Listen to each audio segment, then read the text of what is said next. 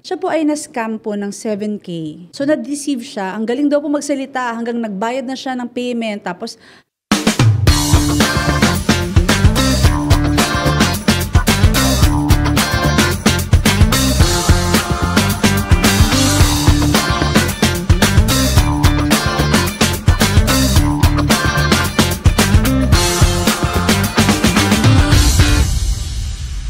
Hello! Kamusta ang bawat isa? Pinagpalang araw muli para sa ating lahat. At syempre, nandito tayo ulit sa Payong Kapatid. Nandito si Tosca, nandito si Kuya Erwin, at si Attorney, ang ating Ate Hana. Ayan. Sige. Merry Christmas! Oh, yan! Grabe! Ang bilis! Kasi, okay, malap, di ba? Naniniguro ka din, ha?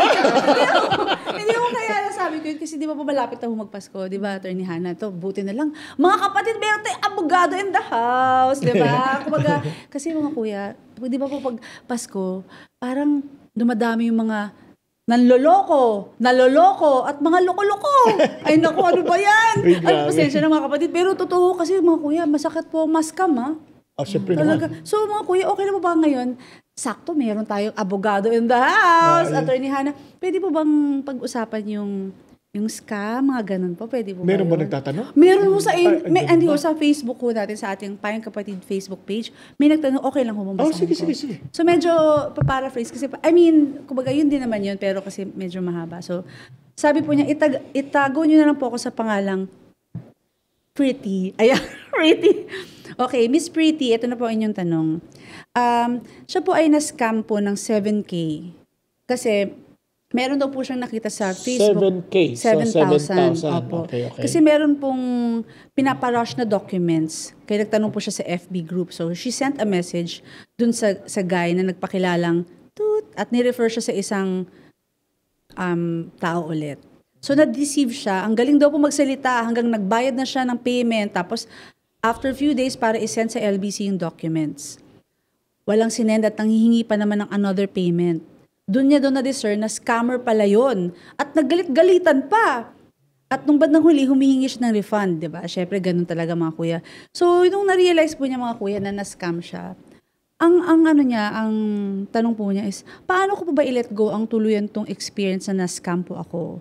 May balik po ba sa kanila yung ginawa nila? Salamat po sa enlightenment. Wow, may bigat yan. Kasi siyempre, alam mo, pag masakit yan, pagka nawawalan ka ng pera, naloko ka, ang dami kasi mga, yung pakiramdam na, parang, ganun ba ako ka, alam mo yun, parang, am I that stupid? Yan, diba? Parang ganun eh. Yun ang mga talo dyan eh. Diba? Parang, di ba ako, ba't di ako tinulungan ni God? Parang ganyan. So, dalawang bagay ang gusto natin pag-usapan dito to also help others who are also watching us.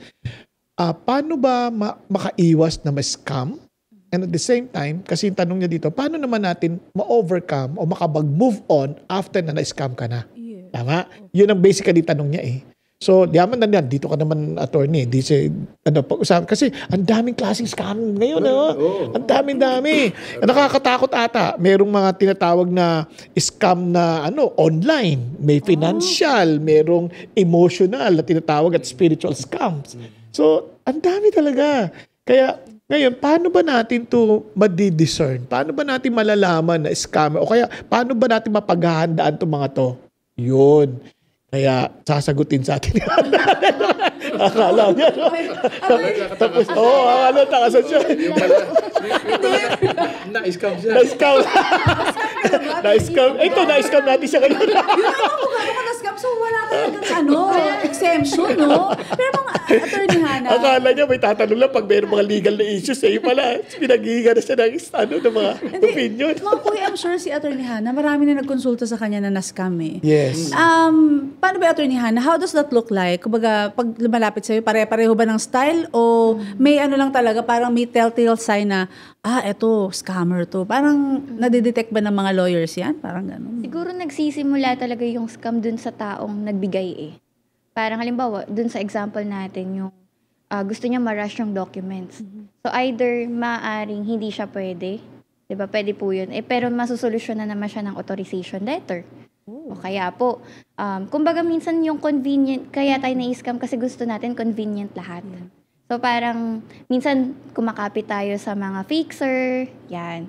In terms of bureaucratic, pero may tinatawag tayong Anti-Red Tape Act. So, minsan nagsisimula sa atin talaga yung konsepto ng scam kasi gusto natin mag-settle for less. Ganun po. Kaya, ang pinakamagandang gawin natin is suriin natin ano ba yung maaaring iba pang paraan na hindi very convenient sa atin para hindi tayo maloko. So, pwedeng, yun nga, maggawa tayong authorization letter, mag-send na lang tayo ng ibang tao. Instead na may pagbibigyan tayong ibang tao, dun na lang sa katiwala talaga natin, nakikita natin ng personal. Wala tayo kasi minsan due diligence in terms of assessing kung anong character, kung sino ba siya, 'di ba? So parang Lalo na sa case na yun, attorney, no? Kasi yun, pa, hindi niya kakilala no? sa Facebook lang, Oo, yun Facebook talaga yung lang, mahirap. Kaya mahirap po talaga sa Facebook lang, mga public opinion.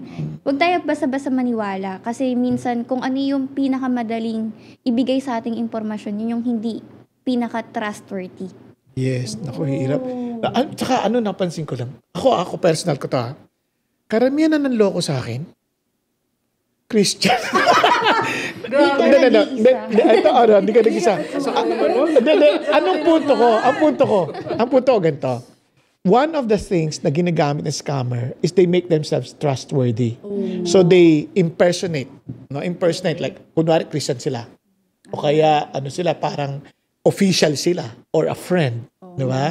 So, kasi siyempre, bababa radar mo Di ba, pagka hindi mo, kataas ka agad din. Lahat ng precautionary measures, nandiyan na kaagad.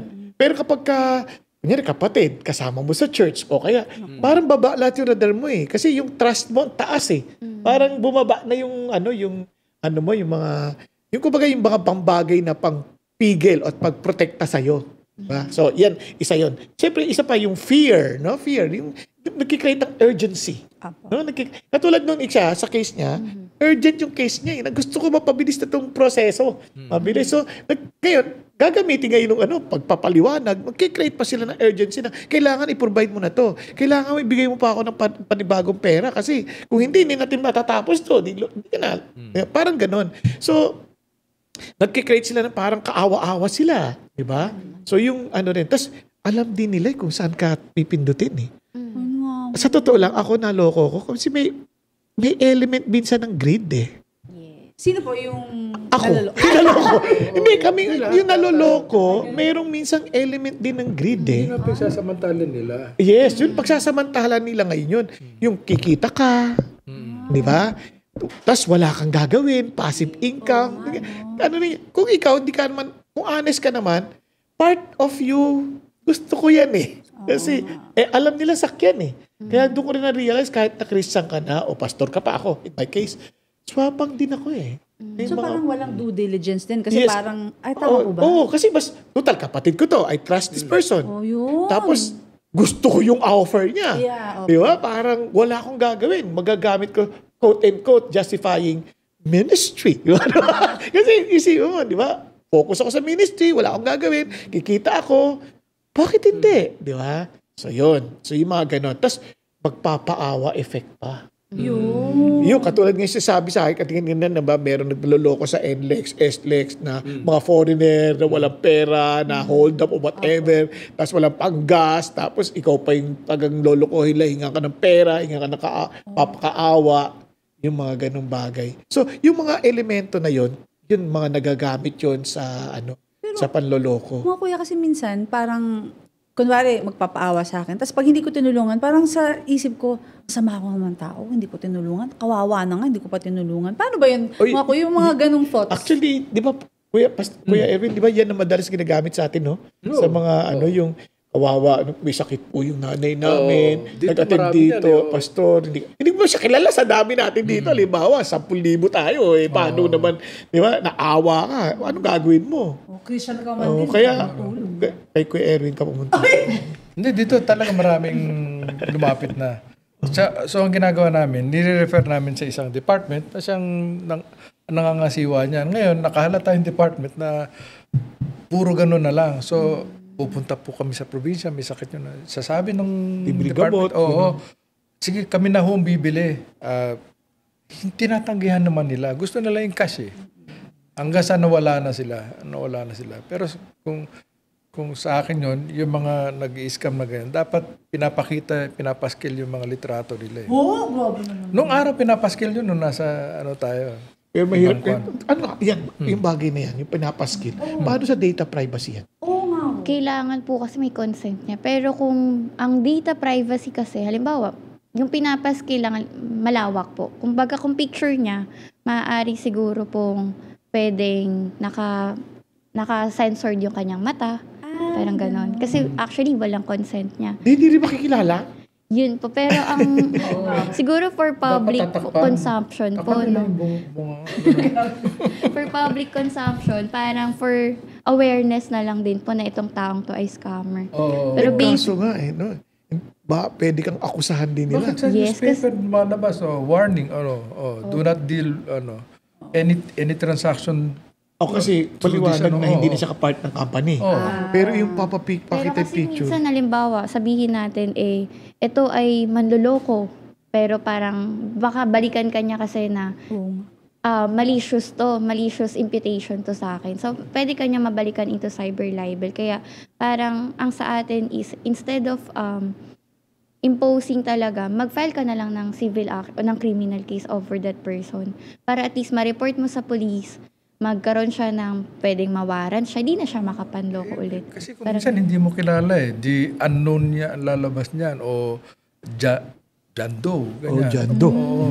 Kaya kailangan po yung lahat ng katransaction natin. Lagi ko pong tinatanong mga kliyente, sana hiningan mo ng ID. Sana verify mo kung yung ID ba ay totoo, kung ikaw ba talaga to, saan ka matatagpuan. Kasi minsan yun yung masyado tayong tiwala na alam natin tao sila, pero di natin alam kung ano yung mga impormasyon nila. So kung hindi nila kayang ibigay yung mga personal information na yon, paano pa natin sila pagkakatiwalaan po dun sa mga bagay na mahalaga po sa atin. So ayun. Due diligence pa rin ho, ano? Oo. Kasi ang totoo dyan sa part natin, ang ginagamit nila siyempre ang gagamitin nila yung kabaitan mo, yung Bible, di ba? Sabi nila, pastor ka pa naman, di ka marunong tumulong, mga ganun, di ba? Pero yun yung mga mahirap na parte. Kaya ang kailangan doon, medyo maging be wise as serpent, sabi ng Bible, and meek as dove. Alala ko may lumapit dito Pastor, dalambing naman ako. Sino kaya to? Parang, siyempre, ikaw naman. Ano po, birthday ko ngayon, baka pwede naman pambili ng cake. Ganyan, di ba? Sabi ko, cake. Sabi ko, anong klaseng cake? Ay, contest pa, ha? Mahal yun. Ngayon, sige, bigyan mo sa akin yung GCash number mo para padalan kita. Ay, wala akong GCash. Wala akong cash. Di ba? Parang wala akong cash. Ano gagawin ko? GCash. Credit card. Hindi talaga ako nagdadala ng cash kasi alam ko na paano ako niloloko madalas Di ba? So, credit card, meron ka pang tap. Pero what I'm trying to say is this. Ano rin kailangan maging matalino ka talaga. Kasi, pero talaga ang mabigat yung kaibigan mo na Yung matagal kayo nagsasama, tapos, yun ang mga mabigat. Yun yung mga manloloko madalas na mahirap i-overcome. Pero, hindi makakaulit. Yun naman ang ganda. Makoy, sorry kasi medyo para sa ating mga kapatid, kasi kanina mo nababanggit yung due diligence. Ano ho ba yung due diligence? What is that? I mean, parang lumalabas, parang best friend natin si due diligence. Parang hindi tayo ma-scam. Ano ho ba ang due diligence, mga kuya? Attorney, ano ba ang due diligence? Mga kapatid, ito na. Due diligence, basically, parang sabihin natin is, ito yung necessary required for a prudent man to inquire about these things. Halimbawa, ano ang definition natin sa prudent? Ito yung nagsasaliksik. Ito, hindi naman necessary na mataas yung IQ niya, pero yung taong alam niya kung ano yung tama, yung mali, ito panganib na to. So kung ang requirement lang niya is para malaman mo kung prudent ka o matalino ka, dapat titignan mo lahat ng bagay. Ito ba ay, halimbawa sa paghahanap lang ng lupa, may nakatira na ba dito? Meron bang annotation yung titulo? So parang yung mga extra mile sa pag-verify ng mga tamang impormasyon, minsan yun yung nawawala na tayo, yung bine-verify na natin lahat ng mga information na ibabato sa atin. Yes. Tsaka siguro kung sabi natin due diligence, di ba, you need to, yung part mo, be responsible in a sense, no? Ngayon, iba-iba yan. When it comes, let's say, online scamming, phone scamming, ano gagawin mo? Ingatan mo na huwag ka magbibigay ng mga personal information or banking information na anything regardless of regarding finances. Huwag kang magbibigay. Katulad mga OTP, di ba? Makakatanggap po kayo ng number. Pag nakita mo OTP, basahin mo pa rin, di ba? Para Tapos siyempre, i-verify mo yung source, no? Yung parang, yung tamang channel, yung office, alamin natin. No? Importante yun. I-report natin at i-block natin yung contact pag alam na nating makulit na parang nakakapiko na siya. Siyempre, yung iba naman, babalaan natin iba. Tayo take the initiative to warn others, no? Ngayon, paano naman kung ang manipulation ay emotional tsaka spiritual? Yan, diba? May mga ganun no? So, una, do not let guilt or flattery pressure us into action. Nyari, alam mo, ang bait-bait mo talaga. Alam ko matulungan ka. Huwag natin hayaan yan ang gamitin mo para matuto kang magbigay, no? O kaya ay pagbigyan ka ng guilt feeling. Pastor ka pa naman. Oo, pastor ka pa naman. Sabi sa Bible, magtulungan kayo. Sa akin, simple lang. Ang Bible, para sa akin yung pagbasa ko, kung ano susundin ko. Huwag mo iutos sa akin gawin ko yung Bible na dapat ikaw gumagawa. Ganun, di ba? So, kasi nandadaya sila. So, i-clarify din natin mga question. Saan yan sa scripture? Di ba? Sa scripture. Di ba? Who holds you accountable? Ganun. Kaya tayo natatanong natin kung sinong D-group leader mo. Di ba? Kung sinong D-group leader mo, saka nag-a-attend. Tinatanong din natin yon.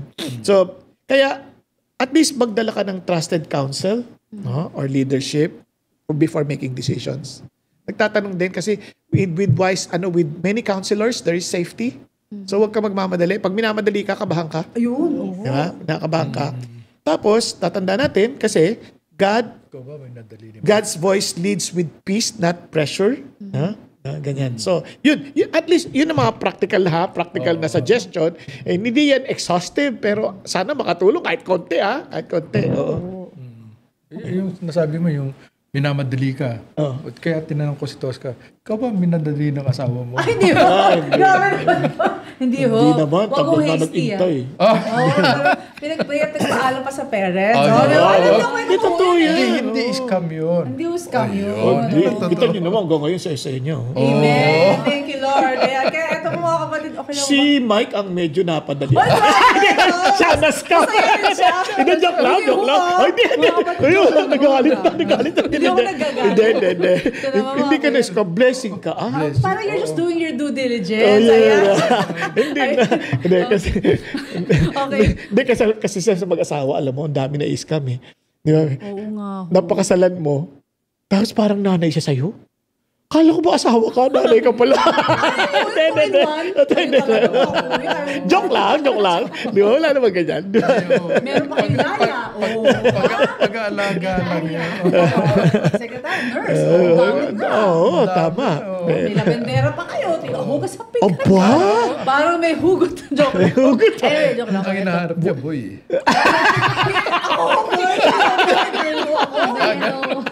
Mga kapatid! Joke lang. Ito na. Joke lang po. Attorney, magkukonsulta na ba ako? Ito na. Meron mo kasi, okay lang ho ba? Meron mo kasing... Paano ma-overcome? Paano mo siya... Sige. Paano ka makapag-move on, di ba? Ito, kapatid, kung sakali man naloko ka, hindi dahil sa hindi ka matalino or whatever, minsan naloloko tayo because you have a good heart. Di ba? Nagtitiwala ka. But in this case, I praise God for you kasi natuto ka at 7,000, tuition fee na lang yan. Take it as a tuition fee kasi you learned something. Pero, ang galing, praise God, God guided you na hindi ka nagtuloy-tuloy. Imagine mo kung hingi pa na naghingi yun. Di ba? Baka umabot pa na kung ilang libo yun, di ba? Kaya, praise God na pinoteksyonan ka. You are wise enough na maintindihan mo na, oops. Pero again, napaka-risky talaga ng pinasok kasi hindi mo sila kilala Facebook Dami na naloko sa staycation na ganyan, di ba? Dami na naloko sa ganyan. Kaya, relax lang. Yun lang mga nagtitinda. Ito nakakatakot yung magre-renta sila sa condominium. Siya daw yung kapatid, ganyan. Request mo. Tapos yung hingi mo ID, ayaw ibigay, mga ganon. Tapos naloko kasi, yung agent na nag-aasikaso sa'yo, nakakausap naman yung mga ibang agent doon sa loob. Only to find out, hindi para sa agent doon. Kaibigan niya lang yung mga yun. Di ba? Tapos hindi mo na siya makikita. Nangyayari sa ordinary store yan. Pupunta ka sa, hindi ko na babanggitin. Yung mga maraming stores yan. Tapos may gusto kang bilhin. May lumapit sa'yo. Itong gusto kong bilhin. Pagbigay mo ng pera, nawala na siya. Nung tinanong mo sa owner, nasa kahera, sabi, hindi ho namin empleyado yun. Grabe. Oo, kasi ordinary stores yun. Katulad din mga ano yung sa mga recycled. Di ba yung mga bakal? Oo. Ipapakita pa sa'yo yung mga bakal niya, namin niya. Ano yan? Binibenta na sa akin yan. Nakapasok sila sa loob. Tapos, di ikaw naman mag-i-invest ka. Kasi bakal ikaw yung financier. Hindi pala sila lalo doon. Wala pala sa connection. Parang ganun. So, yung mga ganung bagay, itanong natin talaga yung pinaka-source. Do not let this connection na sila lang ang nakakaalam at ikaw wala kang alam. Again, naloko ka once, tuition fee. Charge to experience. Naloko ka twice, Master's degree na yan. Grabe na to. O, diba? Tapos doctorate. yes, expert ka na. Ayaw, grabe. Yun ang mabigat. Expert plus scam. Pero kaya sa akin, una, paano natin ma-overcome? Una, magpasalamat ka sa Lord, niligtas ka na kaagad kasi 7,000 pa lang. Hindi pa nag-700,000. Oo nga. Okay, imagine those who are who were scammed for so much amount of money, di ba? Tapos pangalawa, sa mga iba naman, pasalamat ka na sa Lord, hindi ka wag nagloko. Yan. Bakit? Kasi one day, there is a day of Reckoning. wrath. Di ba? Which is, God will bring justice. Amen. Totoo Hindi siya. yan, Kaya nga maawa pa ako kasi pera lang yan eh. Oo. Kikitain mo ulit yan. Oo. Pero yung karakter na sinira mo, yan mahirap bawiin. Kasi napansin ko At haharap ka sa Diyos. Opo, kasi yung mga bagay-bagay, nabubulok lang eh, no? Mga kuya. Yun din inisip ko. Kasi kami ni Pastor, kami ni Kuya Bong na-scam na yan. Ako inisip ko, pera lang yan ang kikitain yan. So, yung mindset will allow you to move on. Amen. Tsaka walang aksidente sa Diyos. Kung inalaw niya yan, maybe God is telling you something, sana maingatan mo iba. Katulad ngayon, ay tanong mo dito yan. So maaring may matutulungan tayong iba to be very careful na huwag sila papasok basta-basta in any form of contract, lalo sa Facebook lang nakuha. Yan. Basta pera ng pinag-uusapan, medyo mag-ingat na. Due diligence. Ayan. Kaya- Kaya pwede magkonsulta sa lawyer or Yes. mga friends mo na Mga wise counselors. Ako lang talaga sa akin, ang pinapaalala sa akin ng Diyos, pagkakapatid, don't parang lower down your standards of yung kumbaga yung precautionary measures. Yung kontratang tama, yung mga ganun.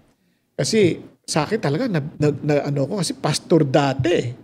Tapos D-group leader. Although hindi naman talaga ako in a sense naloko lang ako sa kita, pero hindi ako naloko dun sa principal. Kasi nakuha ko pa rin naman yung principal in that sense, no? Kaya lang naloko lang ako sa kita at saka sa tinatawag na opportunity income. Naloko ko doon. Kasi sa accounting, kasama lahat yun. Kaya i-gain din yun, di ba? So yun, masakit-sakit yun. Pero sa isip ko naman, at least iningatan pa rin ako ng Diyos. Amen. Tsaka yung kaluluwa, nako, mas importante yung kaluluwa. Opo. Kaya, mga kuya, okay po ba sa next question? Ate Hana, pwede po ba? Meron pa po isang question eh. Ano po? Opo. Hindi po tungkol po siya sa buy and sell, ganun. Baka kasi sa buy and sell, pwedeng ma-scam ka rin kung hindi ka maingat, di ba po? Yes. So, okay po, basahin ko na po. Sige po. Sige. Sabi po nagtanong, hello po mga kuya and ate. Nais ko po sana magpa-advise sa inyo. Ako po ay isang OFW. Next year, balak ko na po sanang for good at gusto ko po sanang subukang mag-business kagaya ng buy and sell. Sa mga lupa. Ayan, mga lupa. Maganda yan. Po. Mga kuya, hindi po kaya masama yun sapagkat may interest na rin po yun kapag binenta po sa iba. Ayan. Dapat lang. Tama lang yun. Tama lang po yun. Kasi ganito yan. Una, yung business mo ng buy and sell, pwedeng iba-ibang paraan, no? Pwedeng land banking na tinatawag, nag-iipon ka through land. Yun ang bangko mo. Doon mo nilalagay yung pera mo. Ang nag-a-appreciate ang lupa. Depende sa location. Siyempre, may mga magandang location, nag-a-appreciate agad. Kapag binenta mo yun, based na yun sa fair market value ng yung present fair market value. Hindi na sa time na binili mo. Bakit? May factor dyan. Inflation, cost of money, di ba? Ganun yan eh. Value of money, may mga ganon. So, tsaka taga-intention mo, magnegosyo. Pwede mo namang, ikaw binili mo ng cash, tapos sila bibili na lang unti-unti. O, di ba? So, talagang ganun may part yun. Tsaka, parang bangko lang din yan. Hindi naman masama na mayroong interest. Wag lang usurious. Yung sobra-sobra. Ano ba yung 5-6 attorney? 5-6 po is yung magpapautang ka tapos dodoblehin yung interest. O paano nga? Di ba? Parang monthly yun, no? Parang yung 5 pesos, babayaran mo ng 6 pesos ba yung interest, para interest, no? Parang 20% yung interest. Yes. On a monthly basis, hindi annually, ha? malaki. O kung annual yun, di 240% na yun. Oo, malaki yun. Ay, sobre naman. Parang yun yung konsepto ng usuries, napakalaki yung interest na halos mas malaki pa dun sa utang. Yun. Although wala naman tayo kasing ceiling ng interest na dapat ipataw. Depende sa negosyo. Meron nga mga decision ng Supreme Court na inaalaw nila kahit 12%, kahit more than 6%, pero most likely, safe na yung 5% and 6%. Pero kung... Annually. Annually. Oo. Pero kung per annum, opo. Pero kung... Pero Kaya, Microfinance, mataas yun. yung credit card, attorney, ang taas yun, 3.5 monthly yun, ha? may mga ganun po. Kasi parte naman po yun ng kanilang, kumbaga loss din ng kanilang flow, cash flow naman po. Kasi syempre yung iba, So, hindi pa hindi na usurious yun. nagbabayad. Hindi pa usurious yun. Hindi na usurious kasi nag-engage sila sa isang business na alam nila yung risk. Oh, okay. Yun. So, bali 3 depende point, let's say 3% na lang. Di 36% yun per Oo, annum. 36% per annum. Pero yung 240% sobra Malaki na. rin ang risk kasi ng credit card. Yes, tama. Malaki.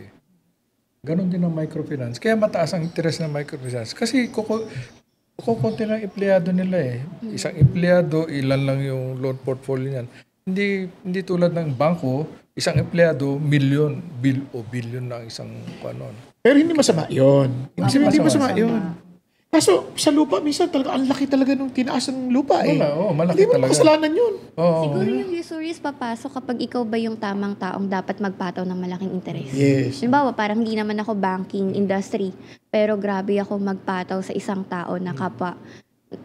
Bilang isang individual lang, halimbawa, kaibigan ko si Ate Tosca. So, yung 100 ko, ipapataw ko sa kanya na 500. Parang dun yung usurious kasi... In 1 year. In 1 year. So, parang ang mangyayari nun unjust na ako dun sa aking kapwa ko individual. Yeah. So, yun po. Pero in case of lupa, wala yun. Kasi hindi ikaw sa set ng value ng lupa. Market yun eh. Ano yun, di ba? Fair market value yun eh. Standard Oo, yun sa'yo. nangyayari. Oo. Kunyari, biglang nagtayo ng Jollibee sa area, nagtayo ng SM, nagtayo ng SNR, nabili mo lang dati ng 1,800 per square. Eh, nung nagtayo na itong mga to, 180,000 per square na. Ano lang, 3 years lang o 5 years lang. Hindi mo kasalanan yun. Hindi mo Kasi kasalanan. tumaas talaga yung Market value yun. doon sa area. eh. So, ano po yun? Kalugod-lugod sa Panginoon nyo Walang kung problema kikita doon. naman Oo. yung... Part yun ng reality ng ng business. Basta may Business due diligence. Ayan na naman si due diligence. Oo, kasi meron naman talaga naman na lugi ka naman. Binili mo. Offer too good to Yung be pala, true. yung pala, binabaha. Yun. Di ba? O kaya may nakapending na kaso. Dati, may area sa amin, malapit sa river. Ang mahal doon. Considered na isa sa pinakamahal na area yun sa Marikina eh. Nalulubog ng baha. Wala na, nawalan ng value. Pero pwede ko bang balikan yung nagbenta sa akin na bakit hindi mo dineclare sa akin na hindi okay yung lupa? Bakit binenta mo sa akin na okay to? Yun yung sinasabi niya, due diligence mo yun. So ako may kasalanan nun, hindi yung nagbenta. O kasi, malay niya, hindi naman niya alam na may wala na ghost project or flood control doon. Halimbawa lang, naman. hindi niya alam eh. Diba? Flood control na... Ano sinasabi mo sa audio na naputol kita, attorney, Pwede po baka yung demanda mo. warranty. Parang halimbawa, minisrepresent niya ito, hindi to binabaha. Magkaiba yun sa hindi niya dinisclose. So halimbawa, ang representation niya sa'yo para tumaas yung market value, ito hindi to binabaha, talagang prime area to.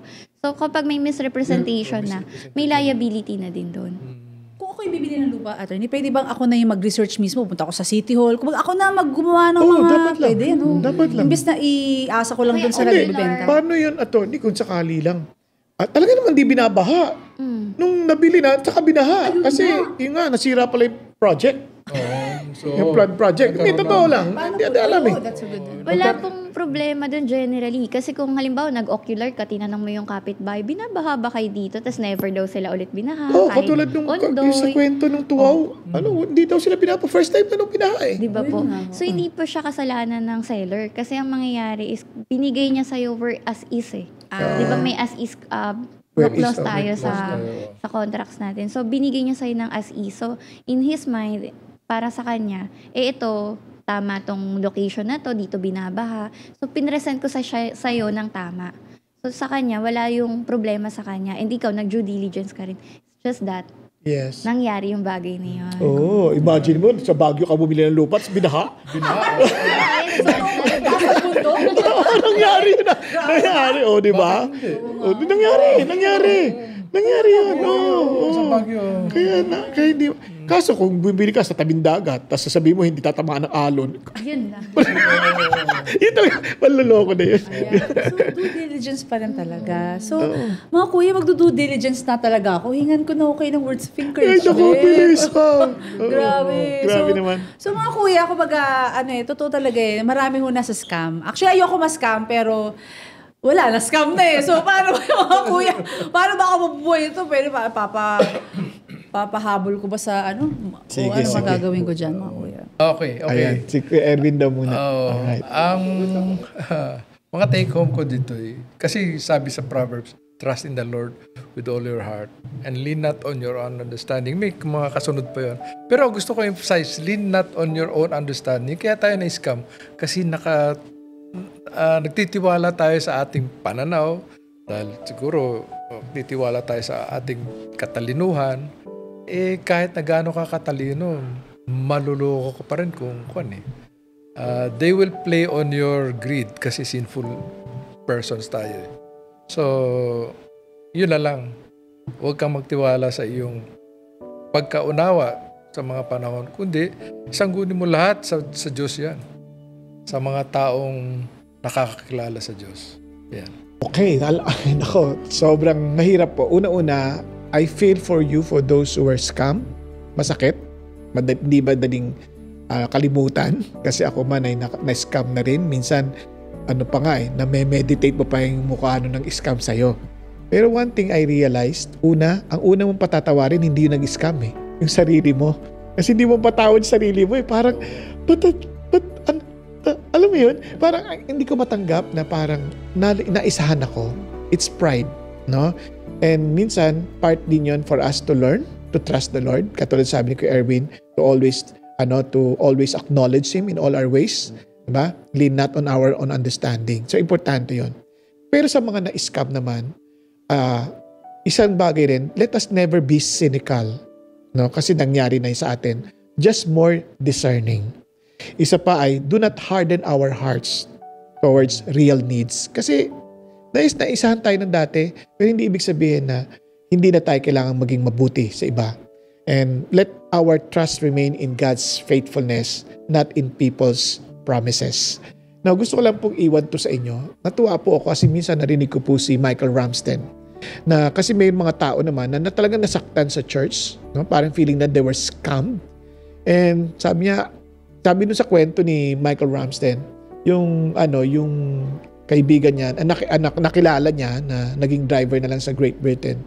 Parang he doesn't want to do anything about Christianity anymore. Sabi niya, kasi bakit? Kasi he felt na nasaktan talaga siya para siyang napeke. Ang ganda lang ng tanong ni Michael Ramsden. Naranasan mo na bang mapeke na nagbayad sa'yo na peke? Ay, oo. Agad-agad ang sagot niya. Siyempre, sinabi niya yung sa Ingles tinatagalog ko na lang kasi hindi ko na kayang ulitin pa sa Ingles. Sabi niya gano'n, oo, naloko na ako. Ngayon, kung sakaling magbabayad ako sa inyo ngayon ng 20 pounds, no, na bill, tatanggapin mo ba? Siyempre, tatanggapin mo. Dahil hindi ka napigilang tumanggap ng pera dahil lang sa peke na naranasan mo noon. So, I hope na hindi rin ito maging dahilan for us not to listen and learn from the Lord dahil lang naisahan tayo noon. Diba? Kasi yung napeke tayo, hindi yun dapat ang magdidikta ng dapat nating gawin ngayon. We cannot change the past, but we can also somehow learn from it and start a new one with the grace of the Lord to really see His wisdom. Ito ang magandang pangako ng Diyos.